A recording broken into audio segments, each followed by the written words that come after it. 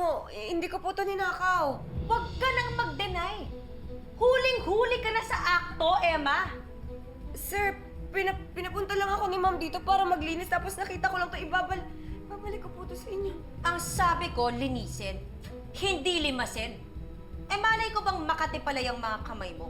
Ma'am, alam niyo po hindi totoo yan. Ultimong barya nakikita ko sa labada, binabalik ko po kay Flor.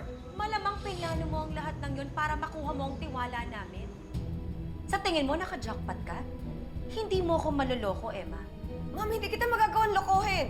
Sir, maniwala po kayo, hindi po ako nanloloko ng tao. Ate Flor?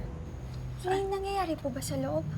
Sandali, pakinggan natin. Pinapunta lang ako ni Ma'am dito para maglinis ako. Maniwala ko sa akin. Boses pa ni Nay Emma yun? Oo nga, si Nay Emma. Ate Flor, bakit hindi mo sinabi sa akin na nandito pala si Nay Emma? Kasi ayaw ipaalam sa'yo ng mami mo. Alam mo naman yun. Pwede bang tulungan mo ko? Favor naman, oh, please.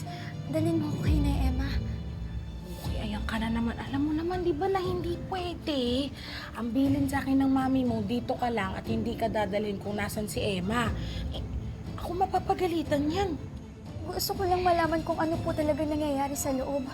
Baka po mamaya kung ano na pong ginawa sa kanya ni Mami. Marangal po ako nagtatrabaho, hindi po ako magpapasira para lang sa kwintas na to. Binili ko tong kwintas na to para iregalo sa anak ko. Tapos nanakawin mo lang? Para saan? Para ipakain sa pamilya mo? Ma'am, oo, mahirap lang kami pero hindi ko kayang kumain na galing sa nakaw. Sir, kahit tanungin niyo po yung kasamahan ko, si Flor, tsaka yung anak, si Muki po. Magsasabi po sila sa inyo ng totoo. Don't you dare drag my daughter into this! Sir, kahit tanungin niyo pa po yung mga naging amo ko, sir. Wala po akong krimen na nagawa, sir. Kahit ano po, sir, tanungin niyo po. Parang awa niyo na. Ate Flor, sige na. Dalhin mo na ako kay... Ano ba yan? Ano ba? Ano ba ginagawa mo? Gusto mo ba talaga masisanti ako? Tigas-tigas ang ulo mo. Eh, hindi naman po gagawin yun ni Mami. Alam ko pong kailangan ka niya dito sa bahay. Basta, makinig ka na lang. Flor? O, ayan na tumatang. Flor! Huwag na ako. Dito ka lang ha. Huwag ka mainit. Diyan ka lang. Ma'am?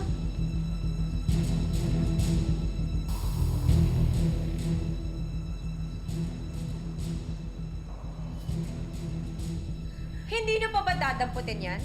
O kailangan ko pang tawagan si Colonel Albert Magno? Ma'am, sa presinto na lang kayo magpaliwanag. Doon na lang kayo magbigay ng statement.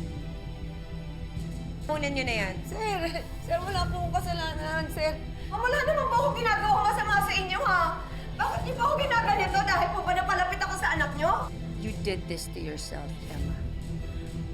Damputin niyo na yan. Sige na. Ma'am, Ma'am! Sir, wala po akong ninanakaw, sir! Ma'am! Ma'am! Sir, ano ba? Ma'am!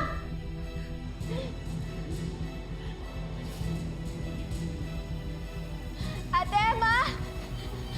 Ate Emma! Moki!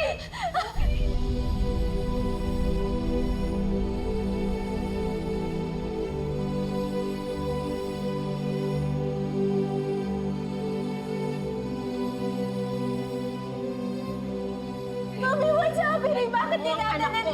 Tatayin niyo na yung babae niyan. si Ate Emma? Ate Emma! Mami, what's happening? Moki!